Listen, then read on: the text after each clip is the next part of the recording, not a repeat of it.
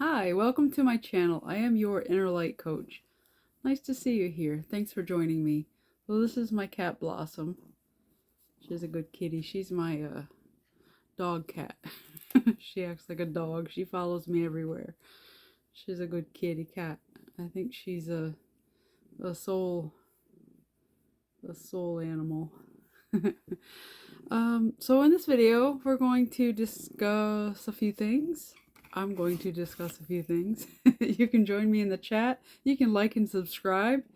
That'd be great. So one of the messages that I keep hearing, like from, other people that I watch on YouTube, or it's just a phrase. I've survived 100% of my bad days. And it really hit me last week, how true that is. Like, I'm here. I'm still here after all these years. And I've been through a lot of things. So yeah, it's really important to remember, like, where we came from, but also, like, give yourself props for, like, surviving those days when you were low and down and down and out. So I don't know why it hit me so different after hearing that for years, but just throwing it out there. So in doing the energy healing, I've been kind of doing healing things, modalities, for a few years now. Since I really got interested in, like, 2010. So I think a good thing to, like, for beginners to understand is that, we are all here because of God. We are all images of God, and God determines. Hi, Blossom. Come here. What needs to be healed and when. If somebody gets healing because they want to bypass a lesson that they need to learn, then it's not, in one way or another, you're still going to have to learn that lesson. Come here. Oh, nope. Come here. No butts on the camera. Sorry about that. So I don't know. I just felt called to bring that up. And everybody is on a different path. Depending on, like, we were all created for a specific purpose, and it's coming to the time where everybody's purpose is going to be illuminated. And if you're looking at somebody else and what they're doing, if it's not your purpose, it's not going to matter. Like, how you feel about it, how you feel about them. You need to go inward and focus on what you need to be working on to fulfill your purpose here. So thank you for listening to that. So I kept hearing about Group 7, and I was like, what the heck is Group 7? And Group 7. So finally, well, actually, I went on YouTube, and the first video that popped up, I was expecting to watch something completely different. It was a video that said Group 7. If you're seeing this, you are from Group 7. So I was like, okay. So I watched it, and it gave 7 indicators that you were from Group 7. I was like, okay. So I watched it. We don't want to see your butt. Come here. I'm trying to do this video. I'm not going to do a blooper reel. So the first indicator, there's 7 indicators that you're from Group 7. And I found it very interesting. So the first one is you feel like you've been held back on purpose until now. So I've had a lot of jobs and I have a lot of degrees and certificates, and that's true, nothing has really stuck. Like, I'm going to give personal examples for each one, and you can look at your life and see where that fits. So I started out, I think when I was 12, I started babysitting like the neighborhood kids. And then when I got old enough to work, I became a stock clerk. And then I got promoted to cashier. And then I got promoted to customer service. Left that job, went to become a kitchen utility person, which is a fancy way to say dishwasher. And that was a really fun job. And then I became a woodworking laborer. Then I joined the Air Force, became an Airman Basic, Airman First Class. I worked in telecommunication. I trained, got 2 certificates, and worked in telecommunications in the Air Force. And then unfortunately I got sick and I was medically discharged honorably. I got a business, they set me up for a business degree, so I got an associate's degree in business. While I was going to college, I worked in convenience store clerks. So when Clerks came out, I thought that was really funny because a lot of weird stuff does happen in like convenience stores. So I worked at Mobile Station, Stewart's, which is a popular convenience store in this area. Kmart. I worked as a cookie kiosk person. I said that funny. Kmart. That was fun. I got to make cookies all day. And I baked cookies to sell, and I baked cookies for samples up on the counter. That was pretty fun. And I worked in Cumberland Farms. That was all about the coffee, because it was on a truck route. So the truckers would stop in for coffee in the morning. I worked overnight, so early morning. I had to make sure that the whole line of coffee was made, and and the floor was mopped. That was fun. And then I got my degree. I became a bank associate, and then I moved to Florida.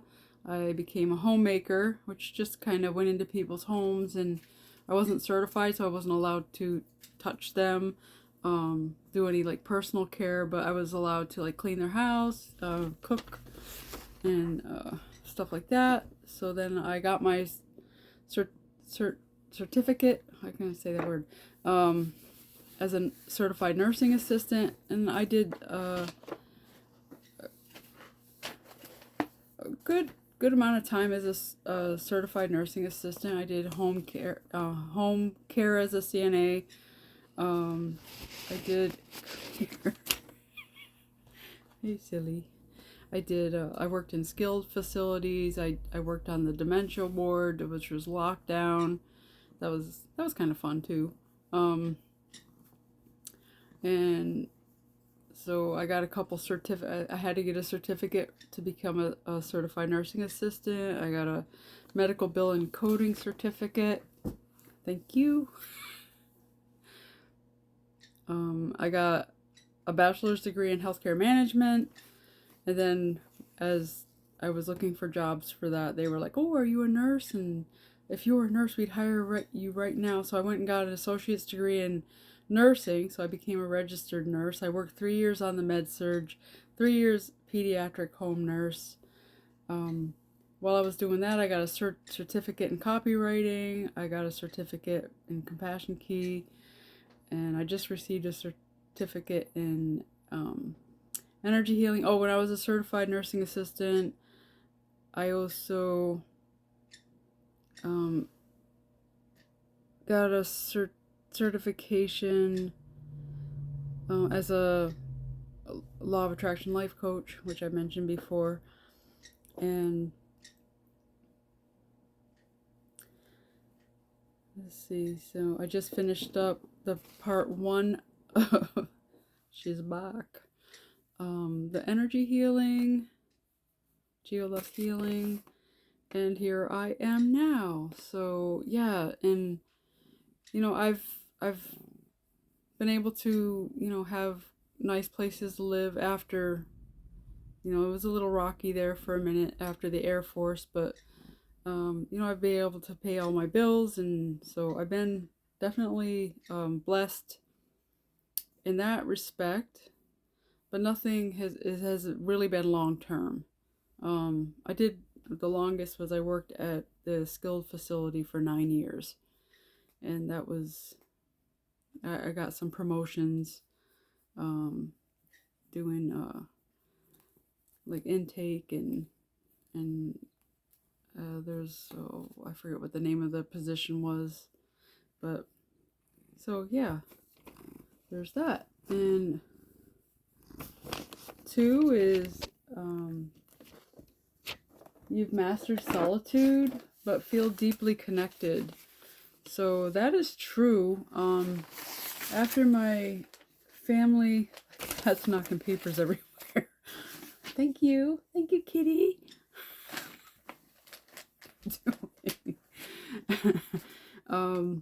So I moved to New York for personal reasons, and bought a house, and was trying to. I want to see my face. You want to see your face? There's your face. Look.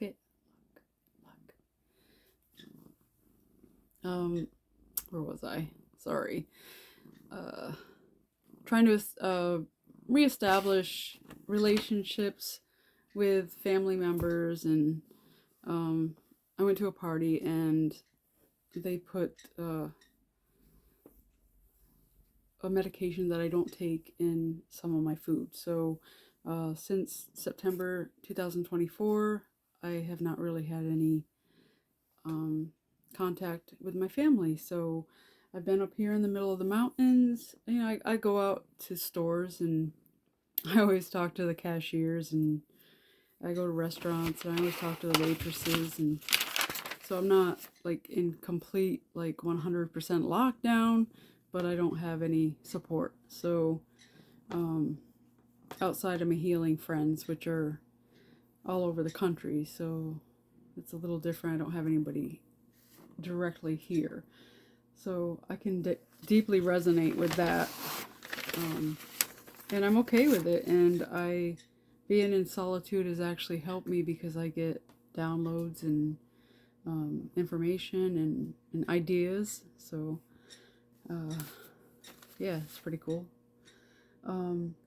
Number 3 is you feel tired at night, but your soul becomes alert. So that's kind of a funny one, because I do like feel tired, and I'm like, okay, it's time to go to bed, and then all of a sudden my brain kicks in, and I feel like there's like a switch going on, and I get some downloads, and I end up staying up until 3 or 4 or sometimes 7 in the morning to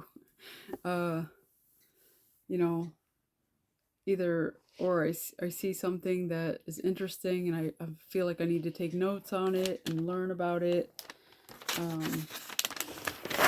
So yeah, I definitely resonate with that. And number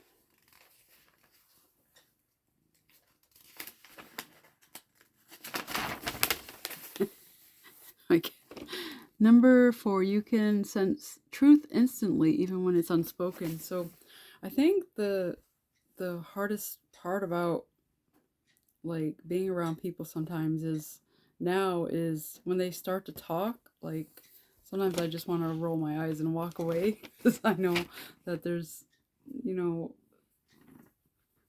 the words coming out of their mouth are not, they're not speaking their truth. They're not speaking any truth. And kind of I feel it. It's hard to explain, but it's like not painful, but it's I just have a knowing, and I just want to just walk away from them. So yeah, another one I resonate with. And number 5 is experiencing sudden waves of remembering things that you never learned in this life. And sometimes I just know things, and it's kind of fun because I'm like, ooh, and like I've been doing a lot of projects around here, and a lot of things I've picked up along the way, and then there's some things that I've been called to do that I have no idea, and then I just do it, and then it works out. So yeah, that's interesting. And number 6 is a big one for me. Animals and children react differently to you. My cats are always on or around me. If they could, they would just be on my lap all day. And Blossom here, that's been walking back and forth, she, when I rescued her from the Humane Society in Florida, I brought her home and let her out. And the first thing she did was instill dominancy with my cat that I already had, Peaches. And so she beat Peaches up a couple times, and I had to have a talk with her. And um, she came out, and I had a little talk with her, and basically told her, like, I'm the mama and you're the kitty, and this is your home now. You don't have to be the boss. You're just here to like chill and relax. And I kind of held her in place for a few minutes and talked to her. And when she got up, I let her go. And I was gentle with her. I wasn't mean or anything. And when she got up, she looked at me and went and walked away, like she stomped off. So that was kind of funny. Oh, when I first brought her home, um, she like and she didn't beat Peaches up anymore after that talk. So that was kind of cool. But she was like, rubbing on my legs, and she looked up at me and she said, "A rough." And I said, "You're not a dog, you're a cat." And she went, "Ugh," and she walked away. So I was like, what did I bring home? It was not a normal cat interaction, but I'm glad I kept her. She was a hellion for like a week. She knocked a lot of stuff over. She broke a lot of my crystal pieces that I had. Um, I figured, I didn't have any children, so it'd be safe to have like some fancy decorations and yeah. So, but we got through it. I was gonna return her to the shelter, but they told me, "Oh, this is you're the third person she's lived with, and if you bring her back, we're gonna have to put her down." And I couldn't have that, so I worked with her, and she has been the best cat ever.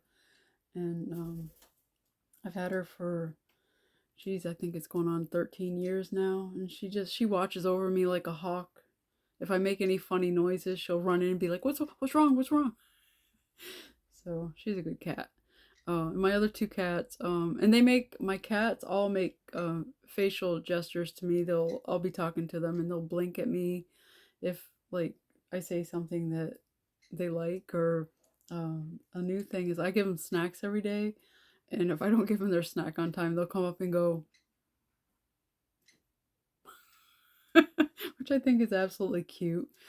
And I have two parrots, and they always want to. Well, the Nande always wants to be on me, and the green cheek pineapple conure, he likes to dance. So if I do a little movement, he like he gets into it. And I have crows every day in my yard, and chickadees, and blue jays, and deer walk across, and I've got a possum, which I'm kind of excited about because they eat the ticks. And this is a pretty good country for ticks. So anyway, I do have like animals all around me and good experiences. And when I go shopping at the store, if there's a little kid in a cart, they stare at me all the time. I'm just used to it now. At first I was like, what are they looking at? But now it's like, okay, all right, that's cool.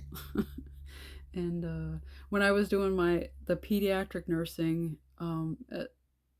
in home, that there I took care of 3 different children in the 3 years, one each year, I guess.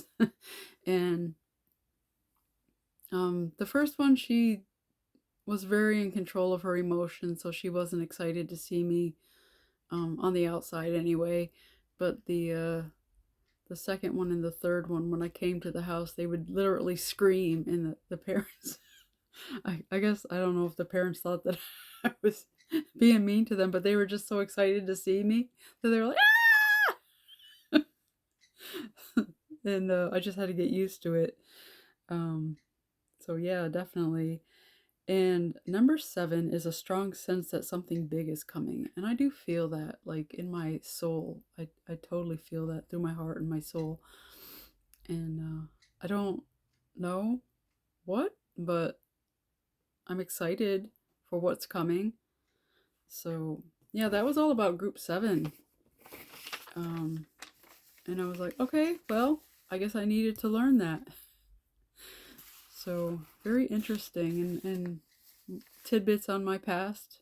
I've had a good life, ups and downs, but I'm here. I've survived 100% of my bad days and my good days.